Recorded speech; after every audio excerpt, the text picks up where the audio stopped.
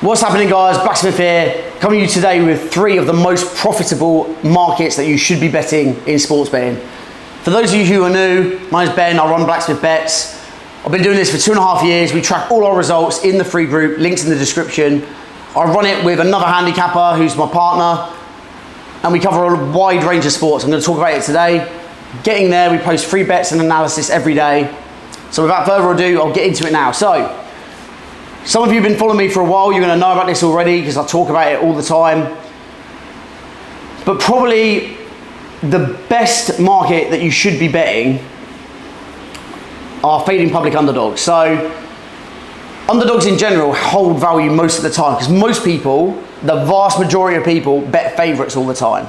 And that's why they lose money, because the bookies know. So all they do is they make sure the odds are good enough for you to bet but not good enough to make profit long term. So the underdog often is where the value is. However, there's one time when this is an exception to the rule, and that's when the majority of people are betting on an underdog. Because if you've got 90% of people betting on someone at, say, 2.5 decimal odds, why would the bookies give you that line if they think it's going to win? Because it's a trap, because they know the other side's going to win. We know this because the bookies, they make money. They make money from getting their lines accurate. I'm not saying that they get it right all the time, but for the vast majority of the time, for most of the time, they do. So when you see the majority of people betting on an underdog, just like when we saw Jake Paul versus Mike Tyson, he was, what, a 2-1, 4-1 favourite, somewhere in that range, and he had the majority of bets, about 86% of bets on him. We slammed Jake Paul, and we made a load of money betting against Mike Tyson. It was obviously, one, a fight that I think you can't trust Jake Paul's promotion. 2, it's an old Mike Tyson fighting a young lad. And 3, that line movement was extremely suspicious. Why would the bookies give such a good line to such a high profile fight where everyone's betting on it, where they would lose a ton of money if the underdog wins because 80 odd, 90 odd % of bets are on the underdog? And the reason is because they knew he wasn't going to win. Now, you can use services to see these betting splits. I post them every day in the free group. But I use VSIN, VSIN. They'll show you the distribution, how many bets and how much money is being bet, which is extremely important information to know. So when you see a public underdog, I'm not saying automatically bet against them, but you should do your research and you should use this as a big highlight to say, wow, this is interesting. Look at the favourite, or if it's football, look at the favourite or the draw perhaps. If it's a fight, look at the other side. This is probably one of the biggest red flags in sports betting when there's a public underdog. Number 2, this is the opposite now. I'm going to talk about betting big favourites. And the most profitable bet, I think, in football is to take big favourites, elite teams I'm talking about, not necessarily big favourites, but the best teams when they go down. And you'll see this. Live betting markets overreact to what's just happened all the time. So if you get a big favourite and then they're not looking good, they've got a slow start, maybe they put a weak lineup out because they think, oh, we're going to smoke this other team. Maybe they have a bad first half and they concede and their odds go up. And a lot of people jump on the underdog or they jump on, the draw line, and they think the second half's going to be the same. And then that big favourite switches up their team, they bring subs on and they batter the other team. But elite teams, they've got an elite mindset. They want to win. Obviously, all professionals have that mindset, but more so with the top performers within that niche, yeah? That niche of people, that niche of athletes.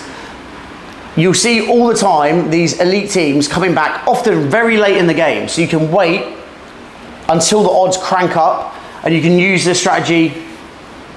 Some people call it laddering, where you place maybe half of your stake live and then you sprinkle, every 5-10 minutes, another tenth of a unit as the odds increase. So you get very, very good value. A lot of times goals come later in the game. Sometimes they come straight afterwards. Elite teams often hit back very hard.